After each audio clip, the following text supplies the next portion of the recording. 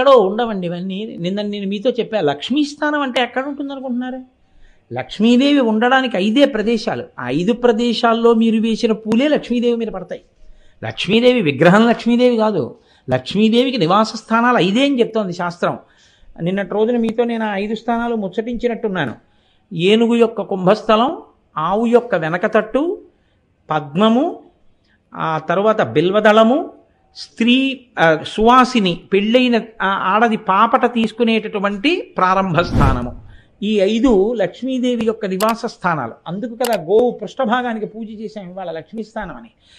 ఈ 5 ఎలా లక్ష్మీ స్థానాలో 8 సౌభాగ్య స్థానాలు ఉన్నాయి.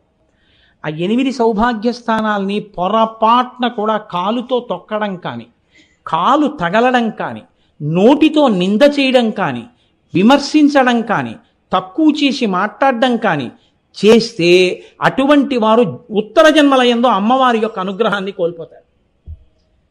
ఒక్కొక్కసారి దాని తీవ్రత ఎలా ఉంటుందో తెలుసా అని వెంటనే చూపిస్తుంది కూడా. అవి 8 వస్తువులని చెప్తోంది శాస్త్రం. పద్మపురాణం నిర్ధారణం చేసింది. మొట్టమొదటిది తాడి చెట్టు, రెండవది చెరకు. అందుకే అమ్మవారి చెరుకు పట్టుకుంటుంది. చెరుకు ముక్కలు తీసుకొచ్చి అమ్మవారికి పెట్టినా వినాయకుడికి పెట్టినా పరమ ప్రీతి. ఎందుకంటే అది సౌభాగ్య వస్తువు. పెళ్లి కూతుర్ని చేస్తే పెళ్లి కూతురు చెరుకు గడలు దానం చేయాలి సువాసినులకి. కాబట్టి చెరుకు గడ, తాడి చెట్టు, రూపుమారిన పాలు అంటే జున్ను కానీ పెరుగు కానీ. 4వది ఉప్పు. ఉప్పుని ఎన్నడూ నింద చేయడం కానీ ఉప్పుని తిట్టడం కానీ చేయకూడదు. 4వది ఉప్పు. 5వది అనుములు. 6వది ఎర్రటి రంగులో ఉండేటటువంటి పువ్వులు. ఈ 6 నేను ఇంకొక 2 స్థానాలు కూడా ఉన్నాయి. జీలకర్ర. 8వది ధనియాలు. ఈ 8 అమ్మవారి సౌభాగ్య స్థానాలు. ఈ 8ంటిని అందుకే మనం ఎప్పుడైనా పెళ్ళవుతోందన్నా జీలకర్ర బెల్లం కలిపి నూరే పెడతాం. తిన్న ఇంటి వాసాలు ఎక్కడుతున్నాడు రా అంటాం. ఉప్పు వీధిలో పెట్టినా దొంగతనం చేయరు. ఎందుకో తెలుసండి, ఉప్పు ఎలకలు తిన్నాయిరా అని సామెత, అబద్ధం ఆడడానికి. ఉప్పు తినడము అంటే అమృతం తినడము అని చెప్తోంది ఆయుర్వేదం. ఉప్పే జఠరాగ్నికి జీర్ణశక్తికి హేతువు అని ఆయుర్వేదం చెప్తోంది. కాబట్టి 8 వస్తువులు సౌభాగ్య స్థానములుగా నిర్ణయింపబడ్డాయి.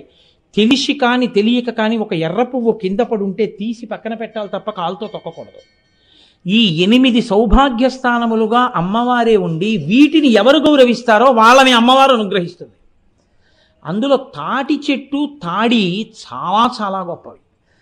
అందున ప్రత్యేకించి తాటి ఆకు ముక్క తీసి ఆడవాళ్ళు కానీ ఈ చెవి యొక్క కింది భాగానికి తగిలించిన, చెవి కింది భాగపు కన్నంలోకి తాటాకు ముక్క పెట్టిన, మంగళసూత్రం కట్టినప్పుడు పెళ్లిలో తాటాకు ముక్కని కలిపి మంగళసూత్రం కట్టిన పూర్ణంగా అమ్మవారి యొక్క అనుగ్రహం కలుగుతుంది. అసలు దాని పేరు తాళిభాగ్యము అని పిలుస్తారు. తాళి పలాశ తాటంకం అంటాడు కాళిదాస మహాకవి. తాళి అంటే తాళ, తాడి చెట్టులోంచి వచ్చింది. తాటంక, చెవి తాటంకములు అంటారు. అమ్మవారు కూడా తాటంకములు 2 పెట్టుకునేటప్పుడు తపనోడుప మండల అని పిలుస్తాం కదా మనం. తాటంక యుగళీభూత తపనోడుప మండల. తాటంక అంటే తాళ అంక, తాడ అంక. తాటి ఆకు చెవిలోకి పెట్టుకుంటే దాని వలన ఏర్పడినటువంటి మత్స ఏది ఉందో, ఆ తాటి ఆకు తగలడం వల్ల ఏర్పడిన స్పర్శ చేత ఏర్పడిన మత్స ఏది ఉందో అది సౌభాగ్యమునకు కారణమై ఉంటుంది. తాటి కమ్మ, కమ్మలు, కమలములు చివరికి చెవి కమ్మలు అయ్యాయి. లేకపోతే 7గా ఉన్నటువంటి కమలము తీసుకొచ్చి చెవికి పెట్టుకోవాలి. అమ్మవారి యొక్క అనుగ్రహం పరిపూర్ణంగా పొందడం అంటే మెడలో వేసుకున్న మంగళసూత్రం ఎంత గొప్పదో చెవికి పెట్టుకున్నటువంటి తాటంకములు అంత గొప్పవి. మీరొక్కటి జ్ఞాపకం పెట్టుకోండి. నేను మీకు ఒక మాట చెప్తాను. ఇవన్నీ పనికి మాలినవి అన్న భావన మీరు విడిచిపెట్టండి. మన దేశ సార్వభౌమాధికారం అంతా కలిపి మనం త్రివర్ణ పతాకంలో చూసి శాల్యూట్ చేస్తున్నామా లేదా? దాని యందు సార్వభౌమాధికారాన్ని నిక్షేపించి అదే మన జాతి గౌరవం అని నమస్కారం చేస్తున్నామా? పిడికెడు మన్ను తీసి ఇది నా తల్లి, నా మాతృభూమి అని మనం అంటున్నామా లేదా? మెడలో ఒక యజ్ఞోపవీతాన్ని చూసి ఆ యజ్ఞోపవీతాన్ని ఎంతో గౌరవంగా చూసుకుని ఒక్క పోగు పెరిగిపోతే వెంటనే జీర్ణయజ్ఞోపవీతాన్ని విసర్జనం చేస్తున్నామా లేదా? ఒక్కొక్క వస్తువుకి ఒక్కొక్క గౌరవం, ఒక్కొక్క పవిత్రత ఉండి తీరుతాయి. అంత శక్తివంతమైనటువంటి మంగళప్రద వస్తువులలో తాటంకం ఒకటి. పరమశక్తివంతం ఆ తాటంకము. శంకర భగవత్పాదులు అఖిలాండేశ్వరీదేవి అని జంబుకేశ్వర క్షేత్రంలో ఉంది. తిరువాణక్కాయిల్ అంటుంటారు తమిళనాడులో. ఆ జంబుకేశ్వర క్షేత్రంలో అదొక చిత్రమైనటువంటి క్షేత్రం. అప్పు క్షేత్రం అంటే జల సంబంధమైన క్షేత్రం. దాన్ని ఆ కట్టించినటువంటి వాడు కూడా చాలా ఆశ్చర్యకరమైనటువంటి రాజు. ఒక ఆయన 70 దేవాలయాలకు జీర్ణోద్ధరణ చేశాడు. ఆయన కట్టెంగ చోళుడు అని ఆయన కట్టించాడు జంబుకేశ్వర దేవాలయాన్ని. ఆయన అంతకు పూర్వజన్మలో ఆ శివాలయంలో ఉన్నటువంటి శివలింగాన్ని జంబు మహర్షి అనేటటువంటి మహర్షి పూజ చేసేవారు. ఆ శివలింగం ఎండలో ఉంటుంది. దానికి ఆచ్ఛాదన కల్పిద్దామని ఒక సాలెపురుగు రోజు దాని మీద సాలెగూడు వెళ్ళేది. ఒక ఏనుగు పక్కన కావేరీ నదీ జలాలు తీసుకొచ్చి తన తొండంతో శివలింగం మీద పోసేసేది. ఈ సాలెగూడు పోతుండేది. ఈ సాలెపురుగుకి కోపం వచ్చి ఆ ఏనుగు యొక్క తొండంలోకి వెళ్ళి ఆ తొండం లోపల కరిచింది. ఆయుర్వేదంలో ఒక మాట చెప్తారు, అత్యంత ప్రమాదకరమైన విషము సాలెపురుగులో ఉంటుంది అని. కాబట్టి సాలెపురుగు ఏనుగు తొండంలో కరవడం వల్ల ఏనుగు తట్టుకోలేక అక్కడే ప్రాణాలు వదిలిపెట్టేసింది. ఏనుగు ప్రాణం వదిలిపెట్టినప్పుడు తొండాన్ని మోదుకోవడంలో లోపల సాలెపురుగు కూడా మరణించింది. భగవద్భక్తితో శివలింగానికి ఆరాధన చేసి చనిపోయినటువంటి ఆ ఏనుగు ఉత్తర జన్మలలో కట్టెంగచోళుడుగా ఒక మహారాజుగా జన్మించాడు. కానీ పూర్వజన్మ సంస్కారం ఆ సాలెపురుగు రాజుగా జన్మించాడు. కానీ పూర్వజన్మలలో ఉండిపోయినటువంటి సంస్కారం చేత సాలెపురికి ఏనుగుల మీద కోపం ఉండిపోయింది. అందుకే కట్టెంగచోళుడు నిర్మించిన ఏ దేవాలయంలోకి ఏనుగు వెళ్ళలేదు. అందుకే జంబుకేశ్వరం క్షేత్రంలోకి ఏనుగు వెళ్ళడం కుదరదు. ఏనుగు వెళ్ళడానికి వీలు లేని రీతిలో ఉంటుంది. జంబుకేశ్వరం గుళ్ళోకి వెళ్ళి మీరు అడిగితే వాళ్ళు ఏం చెప్తారంటే, ఎందుకంటే ఇలా ఉంటాయి ద్వారాలను అడిగితే ఏనుగు గుళ్ళోకి రాదండి అంటారు. ఏనుగు గుళ్ళోకి రాకుండా గుళ్ళు కట్టాడు ఆయన. ఎక్కడది అంటే పూర్వజన్మ వైరం ఆ ఏనుగుతోటి ఆ సాలెపురికి. అందుకని కట్టెంగచోళుడు నిర్మించినటువంటి ఆ జంబుకేశ్వర క్షేత్రంలో తల్లి అఖిలాండేశ్వరిగా ఉంది. యావత్ భూమండలంలో అంత శక్తివంతమైనటువంటి అమ్మవారు వేరొకరు లేరు.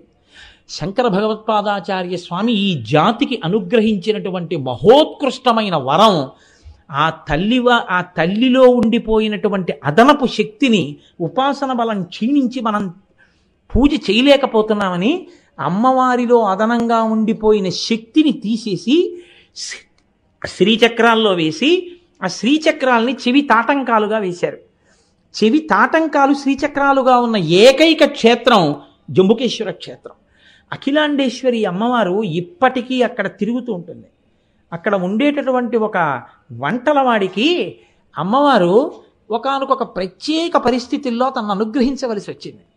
అతను కూర్చొని ఉండగా అమ్మవారు వెళ్ళిపోతుంది. అలాగా వెళ్ళిపోతుంటే అతను తన ప్రేమ విషయం ఒకటి మాట్లాడుతున్నాడు అక్కడ ఉన్న ఆవిడతోటి. అదొక ప్రత్యేకమైన పరిస్థితి. ఇప్పుడు నేను అవన్నీ వివరణ చేయడం కష్టం. కాబట్టి ఆవిడ ఏం చేసిందంటే ఆయన నాలుక పట్టుకుని బయటికి లాగింది. ఇలాగా అతను మాట్లాడుతున్నాడు, ఇలా నాలుక బయటికి వచ్చింది, టక్కన పట్టుకుని ఇలా బయటికి లాగి రాసేసింది బీజాక్షరాలు. అంతే. ఆయన మహాకవి అయిపోయాడు వంటలు చేసుకుని. ఆయన తమిళ సంప్రదాయం, తమిళనాట ఆయన చేసినటువంటి రచనల గురించి పరమ ప్రఖ్యాతంగా చెప్తారు. అంతటి వైభవాన్ని ఇచ్చింది జంబుకేశ్వరంలో అఖిలాండేశ్వరి. ఆ తల్లికి ఎంత గొప్ప తల్లి అంటే ఆ తల్లి తాటంకములు అపారమైనటువంటి శక్తివంతములు. మనం ఆ తాటి చెట్టుని ఆ తాటంకాన్ని పూజించడం నేర్చుకోవాలి. అందున ప్రత్యేకించి అఖిలాండేశ్వరి అమ్మవారికి ఆ తాటంకములు శక్తిగా కలిగిన తల్లి కనుక శంకర భగవత్పాదులు ఆవిడ శక్తిని తాటంకములలో పెట్టారు. కాబట్టి తాటాకు మొక్క కానీ అమ్మవారి పాదాలకి తగిలి పూజ చేసి తీసి చెవిలో పెట్టుకోవడం జరిగిందా, ఆడవారి యొక్క సౌభాగ్య స్థానములు నిలబడతాయి. ఆ తాటాకు మొక్క కళ్ళకద్దుకొని మగవారు తల మీద పెట్టుకుంటే వారికి శ్రీత్వము సిద్ధిస్తుంది. అంటే ఆంతరమునందు భక్తి జ్ఞాన వైరాగ్యములు కలుగుతాయి.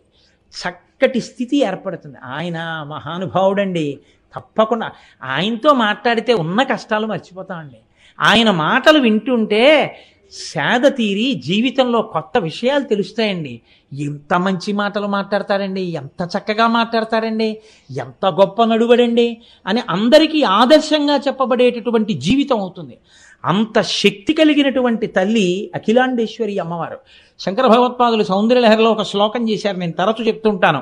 సుధామప్యాస్వాద్య ప్రతిభయజరా మృత్యుహరిణీం విపద్యంతే విశ్వే విదిశతమఖాద్యాది విశద కరాళం యక్షేళం కలిత కవల కాలకలన నశంభోస్తన్మూలం తమ జనని తాటంక మహిమ అంటారు. అమ్మ, ఆనాడు పరమశివుడు హాలాహలాన్ని తాగేశాడు. పరమశివుడు హాలాహలాన్ని తాగేస్తే మరి మిగిలిన వాళ్ళందరూ హాలాహలానికి చచ్చిపోతే పరమశివుడు తాగితే ఆయనకి ఇబ్బంది రాదా అంటే శంకరాచార్యులు వారు అన్నారు, ఆ హాలాహలం తాగి కూడా బతికాడంటే అది పరమశివుడు గొప్ప కాదులే అమ్మా, నీ తాటంకాల మహిమ అన్నారు. అంటే తాటంకాల మహిమ అని ఎందుకన్నారంటే ఆడదాని తాటంకములు తాళి ఎంత గొప్పదో తాటంకం అంత గొప్పది, చెవి పోగులు అంత గొప్పవి, తాటియాకు స్పర్శ అంత గొప్పది. అందుకే నేను ఇవాళ కొంచెం తొందరగా పూర్తి చేయాలి అని అనుకుంటున్నాను, ఎందుకంటే వాహన సేవ కూడా జరగవలసి ఉంది కాబట్టి. అందుకే అమ్మవారికి తాటంకములను దేవీ నవరాత్రులలో ఉంచి పూజ చేయడం, ఆ తాటాకు పెట్టి పూజ చేయడం అత్యంత ప్రీతిపాత్రమై పవిత్రమైనటువంటి విషయములు. అందుకే నేను ఇంకొక రకంగా చెప్పాలి అంటే అది కేవలం నడిచే దేవుడైనటువంటి పరమాచార్య స్వామి వారి యొక్క అనుగ్రహం. నాకు ఆ పరమాచార్య స్వామి వారంటే నా ప్రాణం, నాకు వారంటే అంత భక్తి. పరమాచార్య స్వామి వారే బహుశः ఒక విచిత్రమైనటువంటి పరిస్థితుల్లో ఆ అఖిలాండేశ్వరి అమ్మవారి మూర్తిని అనుగ్రహించారు. ఆ అఖిలాండేశ్వరి అమ్మవారు చెవులకు ఇంతంత శ్రీచక్రతాటంకములు వేసుకుని ఉంటుంది. ఆ తల్లి నిలబడినటువంటి మూర్తి అత్యద్భుత మూర్తి. ఆ తల్లి ఎంత వైభవోపేత అంటే శారదా నవరాత్రుల్లో ఆ అమ్మవారిని ఇలా చూస్తే చాలు మనిషి పవిత్రమైపోతాడు. ప్రత్యేకించి ఆడ మగ అని లేదు, ఆవిడ మూర్తిని ఇలా చూస్తే చాలు అంత గొప్ప తల్లి అఖిలాండేశ్వరి. నిలబడి ఉంటుంది అమ్మ. ఇప్పటికీ మధ్యాహ్నం నివేదన చెయ్యాలి అంటే జంబుకేశ్వర క్షేత్రంలో ఉన్న అర్చకులు చీరలు కట్టుకుని వెళ్ళి అమ్మవారికి నివేదనం చేస్తారు. అంత ప్రఖ్యాతమైన క్షేత్రం అఖిలాండేశ్వరి క్షేత్రం.